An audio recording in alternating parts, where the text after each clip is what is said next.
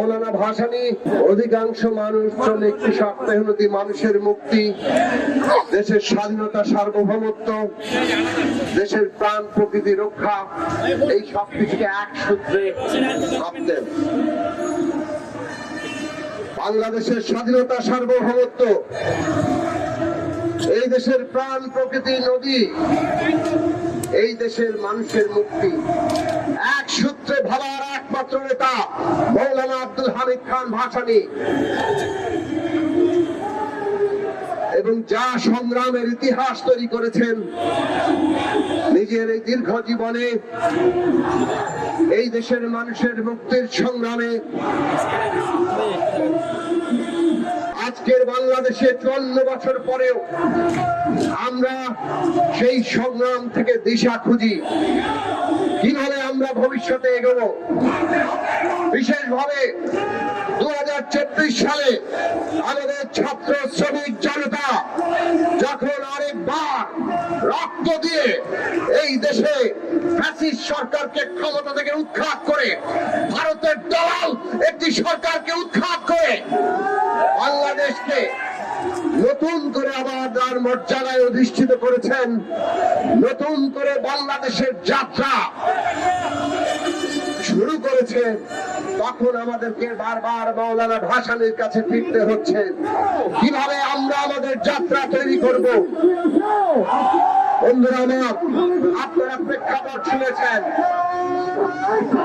পাকিস্তান আমলেই এই ফারাক্কায় তারা বাদ দেওয়ার তৎপরতা শুরু করে, কিন্তু পাকিস্তান সরকারের বিরোধিতার কারণে সেটা তারা গোপনে কাজ চালিয়ে যায়। বাংলাদেশ একটি রাষ্ট্র হিসেবে প্রতিষ্ঠার পরে তারা এটা চালু করতে পারেনি, কিন্তু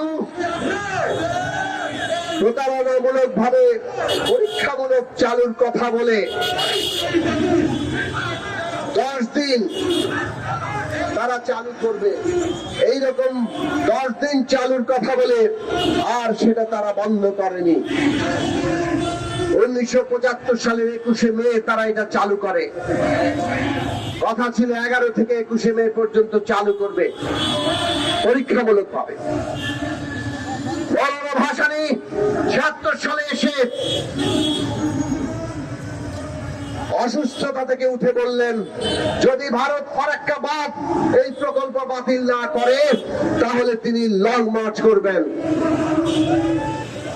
এপ্রিলে ঘোষণা দিয়ে 16 মে 1976 সাল তিনি লং মার্চ সংগঠিত করেছেন।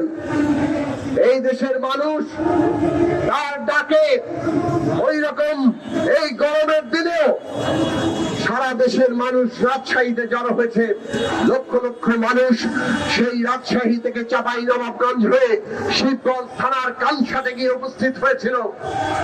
মৌলানা ভাসানীর এই লং মার্চ সারা পৃথিবীতে আলোড়ন সৃষ্টি করেছিল, আর তার ফলে ভারত সরকারও চাপের মধ্যে পড়ে। প্রেসিডেন্ট জিয়াউর রহমান তখন দেশের শাসক, তিনি তখন ভারতের সাথে যে চুক্তি করেছিলেন সেই চুক্তিতে বাংলাদেশের কিছুটা স্বার্থ রক্ষিত হয়েছিল। অন্তত পক্ষে গ্যারান্টি ক্লজ দিয়ে যতটুকু পানি আমরা পাবো তার একটা ব্যবস্থা তখন করা হয়েছিল। মৌলানা ভাসানী বলেছিলেন, এই নদীর পানির উপরে কেবল মানুষের অধিকার নেই, নদীকে বাঁচিয়ে রাখতে হবে।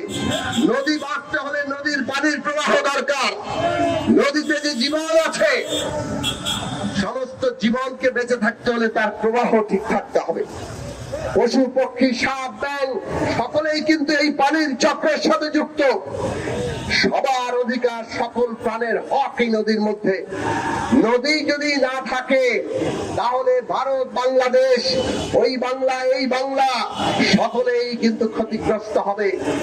আজকে আমরা দেখি ওরা আমাদেরকে ক্ষতিগ্রস্ত করেছে, কিন্তু ভারত সরকার আজকে তাদের নিজের দেশে থেকে ওই মালদহ মুর্শিদাবাদ জলাবদ্ধতায় আক্রান্ত, সেইখানকার লোক এই ফারাক্কা বাঁধ ভেঙে ফেলতে চায়। আজকে ফারাক্কা বাঁধের কারণে উজানে যে চর পড়েছে, সেখানে বিহার এবং উত্তরপ্রদেশের একটা অংশ সেখানে বন্যায় প্লাবিত হয়। আজকে যে ভাগীরথীর দিয়ে পানি নিয়ে গিয়ে কলকাতা বন্দরকে নাব্য করার কথা, সেই ভাগীরথীর এবং কলকাতা বন্দরের নাব্যতা তারা সেই মতো অর্জন করতে পারে নাই।